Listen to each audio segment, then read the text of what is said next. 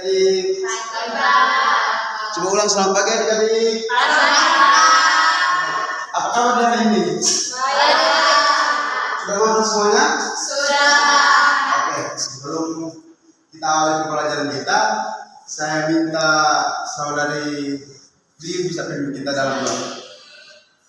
Kepada saudara Bi bisa pimpin kita dalam doa.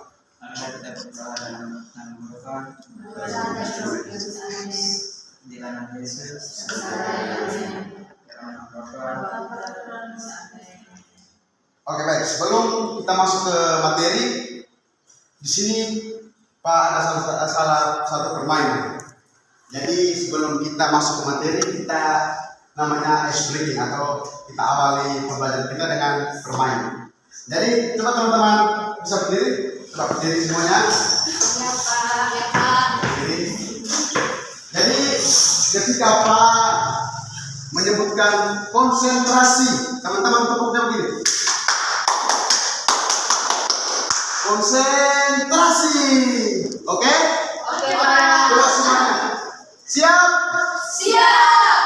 Konsentrasi.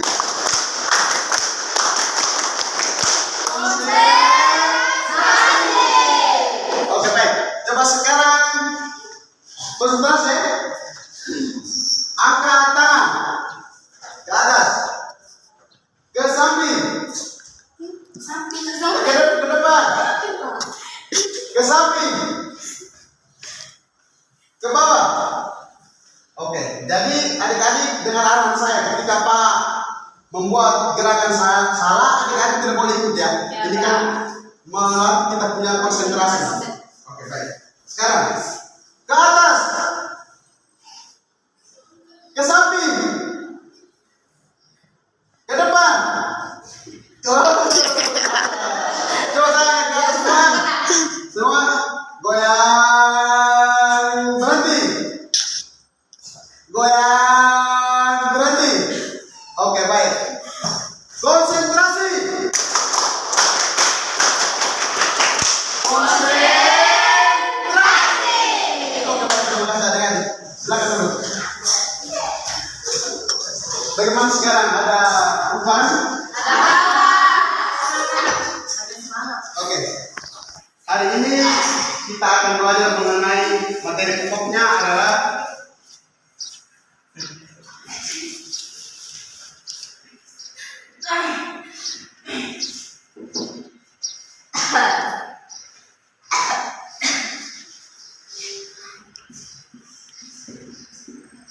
teks berita. Nah, di sini adik-adik sudah pernah mendengar berita? Sudah. Atau sebelumnya mungkin membaca lewat media. Jadi hari ini kita akan belajar tentang mengenai teks berita. Kompetensi dasarnya adalah mengidentifikasi unsur-unsur dari teks berita. Yang berikut adalah indikator penyampaiannya, menjelaskan pengertian teks berita dan menganalisis unsur-unsur dari berita tersebut. Selanjutnya kita masuk kepada pengertian dari teks berita. Di sini adik-adik pasti sudah mendengar berita, terus cara membaca berita pasti sudah. Tapi apa sih sebenarnya berita tersebut?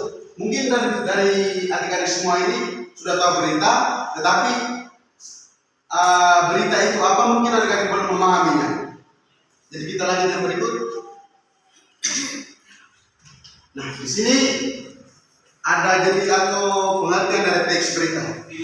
Teks berita adalah teks yang mempunyai kabar atau informasi mengenai peristiwa faktual dan aktual kepada masyarakat.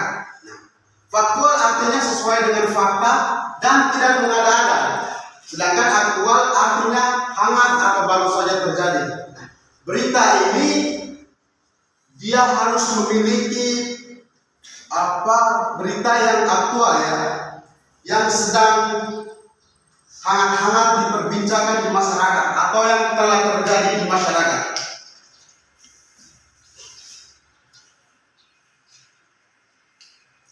Berita ini ada dua jenis teman-teman. Ada dua jenis berita yang mungkin teman-teman dengar. Berita yang pertama itu jenisnya adalah media elektronik. Nah, di sini kan teman-teman pasti mempunyai media elektronik. Salah satunya adalah handphone. Nah, jadi teman-teman bisa membaca berita lewat media elektronik tersebut. Nah, itu yang dinamakan dengan berita lisan atau berita secara lisan, yaitu adalah berita yang kemudian diumumkan lewat media elektronik tadi. Salah satu contohnya radio, televisi, maupun handphone. Tapi yang sering kita dengarkan, kebanyakan dari kita menggunakan handphone semua, jadi untuk radio dan televisi mungkin tidak terlalu ya, atau jarang kita gunakan. Yang berikut adalah berita tertulis. Nah, di dalam berita tertulis itu memuat bacaan di media cetak. Bacaan media cetak tersebut berupa koran, majalah, dan surat kabar lainnya. Jadi dari pengertian teks berita ada dua jenis berita. Yang pertama tadi jenis berita secara lisan, dan kedua jenis berita secara tulisan. Ketika ada teman-teman yang tanya jenis berita secara lisan itu bagaimana, teman-teman bisa menjawab. Jenis berita secara lisan itu dia menceritakan berita lewat media elektronik. Media elektronik itu bagaimana? Media elektronik dalam halnya bisa menyampaikan berita lewat handphone, radio, maupun televisi. Kemudian berita tertulis itu yang bagaimana? Berita tertulis itu dia mengungkapkan isi beritanya lewat media cetak, ya, seperti koran, majalah, dan lain sebagainya. Oke, di sini sudah ada bayangan mulai dengan pengertian dari teks berita? Sudah. Atau saya bisa mengulangi atau sudah pas? Sudah. Oke, baik. Sekarang kita lanjut ke unsur-unsur dari berita. Nah, di sini setelah kita mengetahui pengertian berita, ada unsur-unsur dari berita atau teks berita tersebut, teman-teman. Yang pertama adalah judul berita. Teman-teman ketika membuat berita, tentunya pasti yang pertama adalah membuat judul berita. Judul berita ini juga penting, teman-teman. Kenapa? Teman-teman harus menyiapkan judul berita yang benar-benar membuat para pembaca itu menarik dari judul berita tersebut. Jadi judul berita itu adalah biasanya menggambarkan pokok dari berita tersebut. Jadi dia menggambarkan kejadian dalam berita tersebut, teman-teman. Yang kedua adalah teras berita. Di rumah kita ada teras, di berita juga ada teras. Teras berita di sini merupakan bagian yang terpenting. Bagian yang terpenting karena berisi pokok berita atau peristiwa yang akan disampaikan. Nah, dalam teras berita ini memuat yang namanya adiksimba. Nah, adiksimba ini mungkin adik-adik baru dengar, ya? Tapi lebih legendnya adalah 5W tambah 1H. Jadi rumus untuk mendapatkan pokok berita atau unsur berita adalah ini.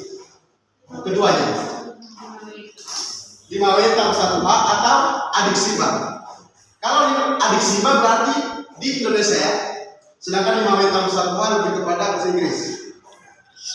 Adiksimba ini teman-teman cuma merumuskan ini saja. Adiksimba artinya apa, di mana, kapan, siapa, mengapa, dan bagaimana.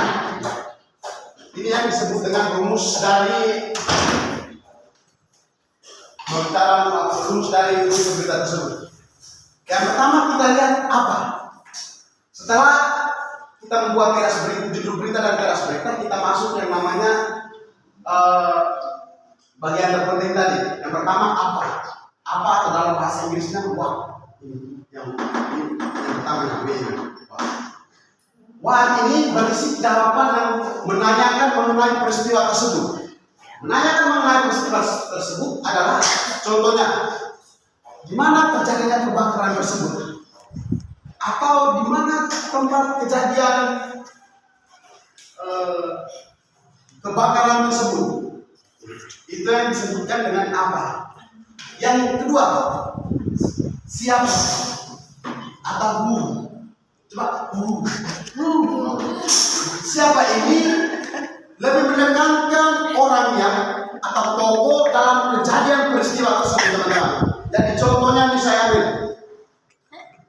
Siapa saja tokoh yang terlibat dalam kebakaran tersebut? Adik-adik bisa mengerti? Oke, baik. Kita pelan-pelan saja ya. Yang berikut adalah kapan. Kapan ini dia menanyakan tempat terjadinya peristiwa tersebut ketika kali-kali. Jadi setelah kita menentukan apa, siapa, sekarang kita harus bertanya. Kapan peristiwa tersebut terjadi atau kapan kebakaran tersebut terjadi? Nah, di situ teman-teman menjawabkan. Contohnya pada hari Selasa, tanggal sekian-sekian, bulan sekian, dan lain sebagainya. Itu disebutkan dengan kapan tadi. Yang berikut di mana? Nah, setelah kita membuat itu kan otomatis pembaca juga kebingungan kan? Kita sumber di mana? Jadi di mana itu menanyakan tempat terjadinya kebakaran tersebut, teman-teman. Yang berikut, mengapa? Nah, mengapa peristiwa itu bisa terjadi? Mengapa peristiwa itu bisa terjadi? Kenapa? Ada yang bisa tahu? Mengapa kebakaran itu bisa terjadi? Mungkin dari seginya adalah karena koset mungkin benar. Yang berikut adalah membuang puntung rokok sembarang tempat akibat menghasilkan kebakaran. Yang berikut bagaimana? Atau how? Bagaimana ini dia merumuskan semua yang tadi 5W tambah 1H. Dia satukan kemudian dia menceritakan ulang atau menyimpulkan. Jadi bagaimana itu dia menggambarkan semua yang tadi, mulai dari apa, siapa, kapan, di mana, dan mengapa. Kemudian dia simpulkan jadi satu. Dan kemudian dinamakan berita, dihasilkan menjadi sebuah berita. Nah, yang berikut isi berita.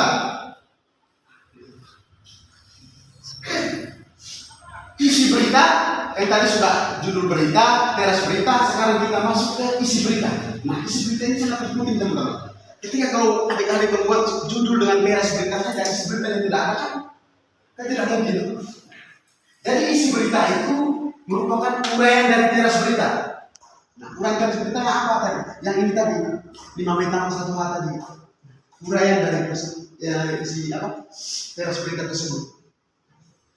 Dia menguraikan secara rinci dan terperinci sehingga pembaca menarik untuk membacanya. Ketika pembaca sudah menarik pada membaca judul beritanya saja, pembaca akan mulai tertarik untuk membaca keseluruhan berita tersebut. Atau mungkin penarik bisa membayangkan, oh judul beritanya tersebut begini, jadi mungkin hasil akhirnya pasti begini nih. Apakah di sini adik sudah mengerti mengenai dengan teks berita? Sudah, benar tidak ya adik-adik? Oke. Yang berikut selesai ini akan memberikan salah satu contoh teks berita. Contoh teks berita ini saya bagikan ke dalam kelompok ya. Saya bagikan ke dalam 3 kelompok.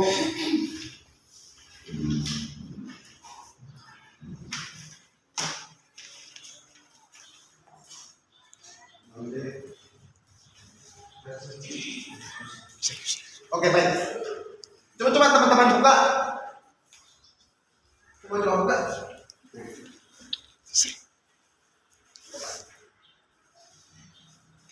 Ini ya.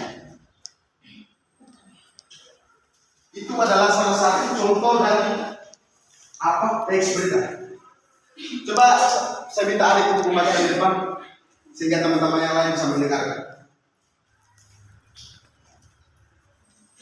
Sebelum teman kita membacakan, coba kita lihat dia membawakan atau cara membawakan berita sehingga bisa merangsang pikiran teman-teman untuk mendengar ke depan, atau bagaimana caranya untuk bisa menarik perhatian para pembaca. Lalu coba ada. Indonesia kembali berhasil mengharumkan nama bangsa di kancah internasional. Kali ini lewat raihan medali emas di ajang internasional psikis Olimpiade. Medali emas diraih Yohanes Suharjo dari SMAK Praterani Surabaya. Medali perak diraih oleh Jason Jovi Brata dari SMAK 1 BPK Penabur Jakarta. Medali perunggu diraih oleh Ahmad Alfat Lorik dari SMA Swat Semesta BBS Semarang. Brian Jutsi dari SMA Dharma Yuda Pekanbaru dan Raditya Adi Dharma Nugrah dari SMA Negeri 1 Yogyakarta tulis KBRI Lisbon dalam keterangan tertulis kepada Hukum. IPHO atau yang bisa dikenal dengan Olimpiade Fisika Internasional berlangsung sejak 21 sampai 29 Juli 2018. Ajang ini diikuti Olimpiade Fisika Internasional merupakan kompetisi tahunan untuk siswa sekolah menengah dengan tujuan mempromosikan fisika dan internasional siswa. Olimpiade Fisika Internasional tahun lalu diselenggarakan di Yogyakarta, Indonesia, dan tahun depan bakal digelar di Tel Aviv, Israel. Oke, baik. Terima kasih saudari Yen. Tangan saudarinya.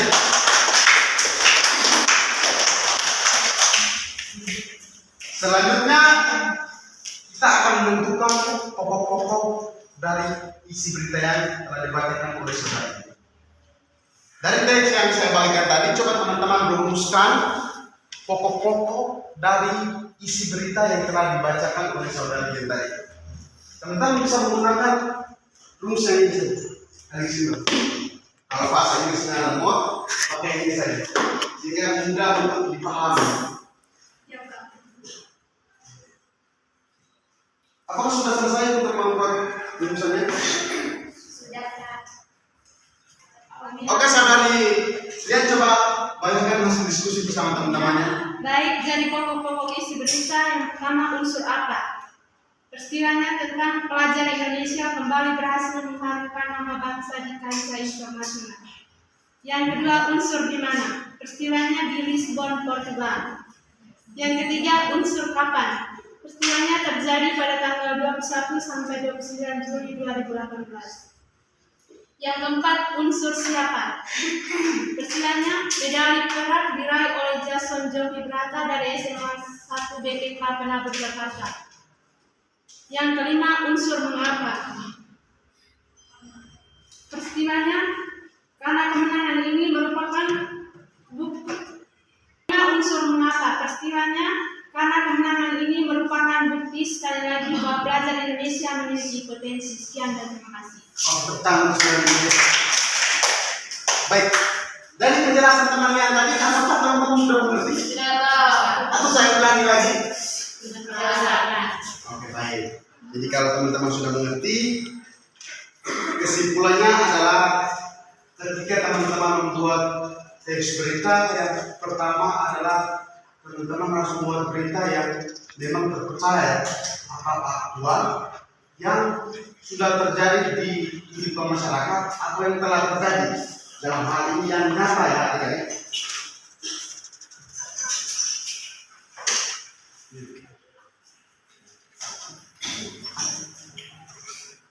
Oke, baik.